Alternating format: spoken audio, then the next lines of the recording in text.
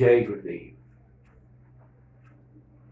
प्रिय आत्मन एवं मेरे साधक भाइयों, आज अंतर्राष्ट्रीय मित्रता दिवस है। उस दिवस पर मेरी हार्दिक शुभकामनाएं। मित्र, जिसे मित्र कहा जाता है, उससे गहराई से जुड़ा जाता है। हृदय से हम जुड़ जाते हैं, उसके साथ में अपने दुख सुख और सारी चर्चाएं कर लेते हैं और इस स्तर पर कर लेते हैं कि उससे हमारा कुछ भी छुपा नहीं रहता और हम उससे बंध जाते हैं। और ये हृदय की प्रगाढ़ता से इतना जबरदस्त रूप से हो जाता है कि वो हमारे बिना नहीं रह पाता, हम उसके बिना नहीं रह पाते। उसे ही मित्र कहा जाता है। ये मित्रता किसी के बीच में भी हो सकती है। पिता पुत्र के बीच हो सकती है, पुत्र के पिता के साथ में हो सकती है, अपने गुरु के साथ में भी मित्रता हो सकती है। जिस क्षण हम हृदय से सारी बातें उनके साथ में शेयर करने लगे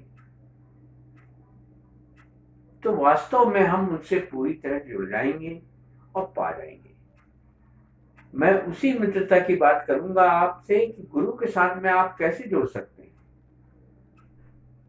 यूं हाथ बढ़ाइए, हृदय से पुकारिए, गुरु का हाथ आपके हाथ में होगा। देखिए, एक छुअन सी मैंने महसूस किया, इसी तरह की छुअन आप भी महसूस कर सकते हैं। संबंध धीरे धीरे बनते हैं। आपसे आपके मित्र की कई सालों से मुलाकात ना हो, लेकिन यदि आप हृदय से उसे कभी पुकारते हैं तो आपके सामने प्रकट हो जाते हैं, आ जाते हैं, मिल जाते हैं। जिनकी वास्तव में हृदय से संबंध स्थापित हो जाते हैं, वो संबंध कभी भी कहीं पे भी मिल सकते हैं। जो इच्छा करियो मन माही, प्रताप कछु दुर्लभ नाई, ये बात तुलसीदास जी ने कही है, कई अर्थों में कही है। उसके सारे अर्थ अपने साथ में बना सकते हैं। इच्छा तो करिए,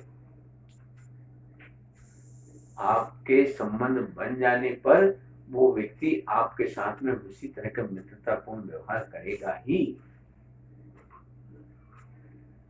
रास्ते बदलने की जरूरत है।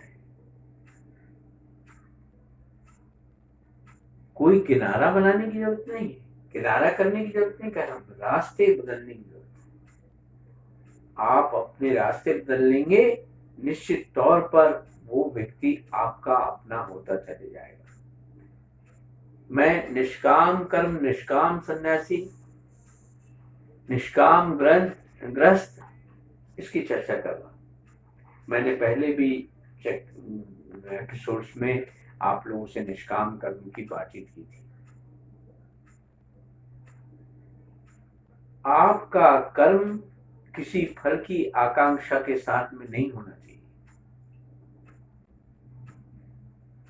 हृदय से जुड़ने का मतलब वही कह रहा हूं, कोई भी अपने मित्र से किसी अपेक्षा की व्यवस्था कर ही नहीं सकता। बिना अपेक्षा की इच्छा के वो यदि संबंध बनते हैं उनके, निश्चित तौर पर वो निष्काम संबंध बन जाते हैं। निष्काम सन्यासी की जिसकी बातचीत की थी मैंने, वो सन्यास आ जाता है। मैं याद करूंगा, इंदौर के पास में एक मांडू शहर नहीं, अभी तो बिल्कुल उजाड़ हो चुका है मांडू में देखे आप पहुंचे तो आपको आश्चर्य होगा कि मांडू की आज की जो जनसंख्या है 900 से या 1000 के लगभग है। ज्यादा 1500 हो गई होगी। 20-25 साल पहले मैंने उस मांडू शहर के दर्शन किए थे। मांडू अपने समय 700-800 साल पहले मांडू एक बहुत बड़ा स्थान था, बहुत बड़ा कस्बा था। उसकी आबादी लगभग 9 लाख तक थी और उसमें बड़ी बड़ी मस्जिदें, बड़े बड़े धर्मशालाएं, सब कुछ था।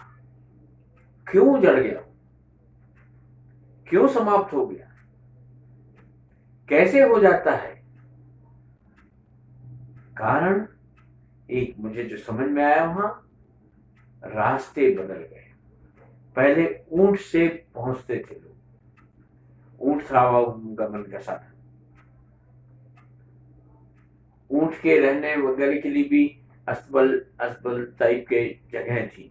ऊंट की जगह जहां ठहरते थे ऊंट, उनको रखने की भी जगह थी।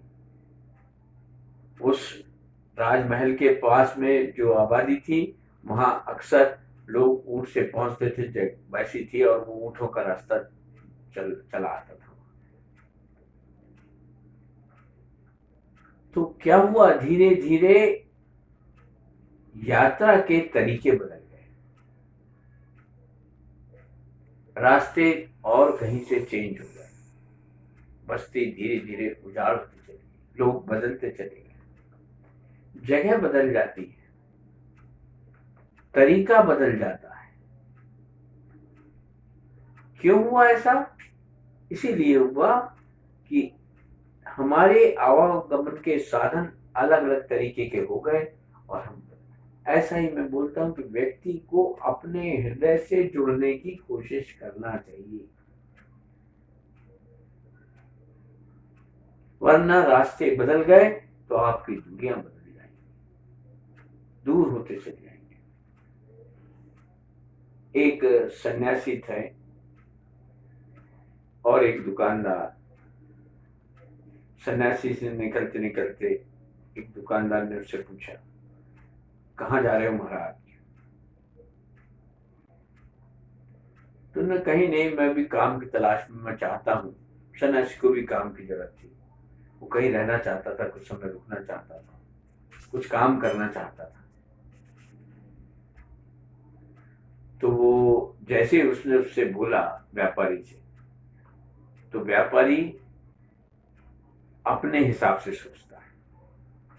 उन्होंने कहा कि ये तो कुछ नहीं मांगेगा, क्योंकि उसको लगा यदि एक गैरिक वस्त्र पहना है इसने, मतलब गेरुआ वस्त्र पहना है, और गेरुआ वस्त्र वाला व्यक्ति तो क्या चाहेगा, इसने तो संसार को छोड़ चुका है, बहुत थोड़े पैसे में काम करने के लिए तैयार हो जाएगा।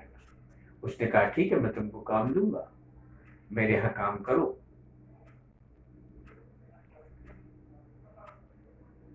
और उससे ये कहा कि भाई देखो, मेरे यहाँ काम है, सामान लाना है, फिर बेचना है उसको, और कई तरीके हैं व्यापार की, जो तौर तरीके होते हैं, हो सकता है तुम उसमें बिगड़ जाओ।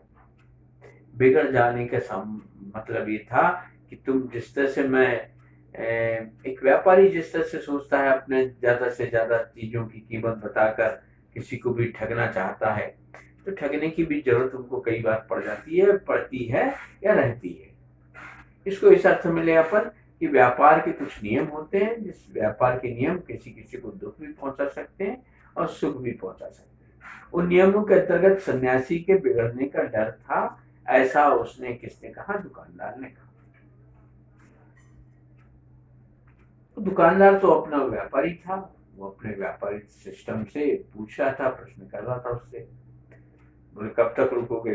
मैं 2-4 साल रुक सकता हूँ। तो बढ़िया है, तो बढ़िया काम करेगा। तगड़े थे वो सन्यासी, और व्यापारी को तो वैसी व्यक्ति चाहिए था, मेरे आज्ञा अनुसार उस तरह के काम करे, मेरे साथ सहयोग करे। शायद सन्यासी तैयार हो गया, लेकिन सन्यासी ने तत्काल ही उनसे पूछा कि आपने तो अपनी बात कह दी कि कहीं मैं बिगड़ न जाऊं, लेकिन कहीं आपने मेरे आचरण पर खुश होकर मेरे आचरणों को अपने साथ में ले लिया, तो आपके बिगड़ने का डर लगता है मुझे। दोनों एक दूसरे को बिगड़ने की बात करते हैं। और सन्यास वो व्यापारी था, दुकानदार, बड़ा चालाक था। उसने चालाकी में हंसा, अरे ठीक है, मैं तो बहुत होशियार हूं। कई बार ना समझ लोगों का ही हमें लगते हैं बहुत होशियार है, और होशियारी किसमें है? लगता है होशियार है, लेकिन वास्तव में रहता है नासमझ। अब नासमझी को कई अर्थों में अपन देखने की कोशिश करें, समझने की कोशिश करें। वो व्यापार चलता रहा, काम करते रहे। वो सन्यासी लगभग साल भर होने को आ गया, लेकिन जब वो सन्यासी काम करते थे, निष्काम तरीके से करते थे, खूब मेहनत के साथ, खूब श्रम के साथ में, और बिक्री भी बढ़ गई, सब कुछ हो गया, व्यापार भी बढ़ने लगा। लेकिन क्या होता था, उनके सन्यास के कपड़ों को देख देख कर बार बार उसके मन में ये होता था कि मैं भी थोड़ा सा डरता था। वो किस तरीके से डरता था, अरे यार ये सन्यासी है, गलत काम नहीं करना है, मैं भी इसके साथ में सहयोग न करूं गलत काम करने का। और वो सन्यासी अपने मुस्कुराते हुए काम करते चले जा रहे थे और करते थे। लेकिन धीरे धीरे क्या हुआ, उन सन्यासी ने भी कई बार उनसे बोला कि देखो भैया, अपने को तीर्थ यात्रा पर भी जाना है। जब भी उस व्यापारी किसी किस्म के ज्यादा लालच की बात करता था तो बोलता था, आपने मुझसे कहा है कि अपने को तीर्थ यात्रा पर भी जाना है। बस वो एक इशारा कर देता था, तीर्थ यात्रा पर चलना है, भगवान के दर्शन करने चलना है मेरे साथ में।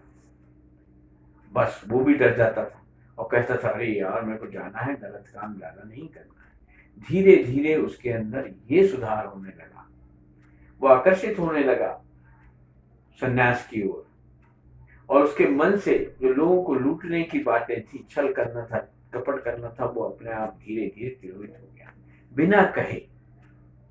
ये होता है यात्राएं, रास्ते बदलने का तरीका। निष्काम कर्म इसको कहते हैं।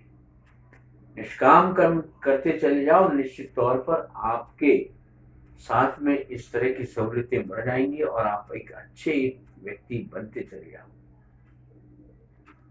और ये सन्यास इस तरह से लिया जा सकता है, सन्यास इसी को कह सकते हैं कि आप कर्म करते हुए भी निष्काम कर्मयोगी बन सकते हैं। और मैं उसी की शिक्षा देना चाहता हूं, निष्काम कर्मयोगी बन, सब कुछ करते हुए भी निरत रहने की, विरत रहने की जरूरत है आपको। जिस दिन आप अलग रहने, अपने आप को इस तरह से अलग कर लेंगे, तो निश्चित तौर पर आप एक सन्यासी हो जाएंगे। घोषणा करने की जरूरत नहीं, सन्यासी होने की घोषणा मत कीजिए, नहीं तो एक भय पैदा हो जाएगा, जड़ें बाहर हो जाएंगी। अंतर्मुखी रहते हुए ही आप उन जड़ों को मजबूत करिए, तैयार कीजिए, और निश्चित तौर पर फिर हो जाइए। तो सन्यासी होने के लिए कहने के लिए जरूरत नहीं, घोषणा करने की जरूरत नहीं।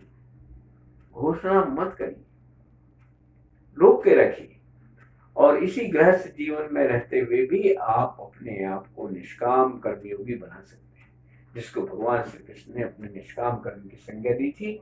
अपन वो चीज कर सकते हैं।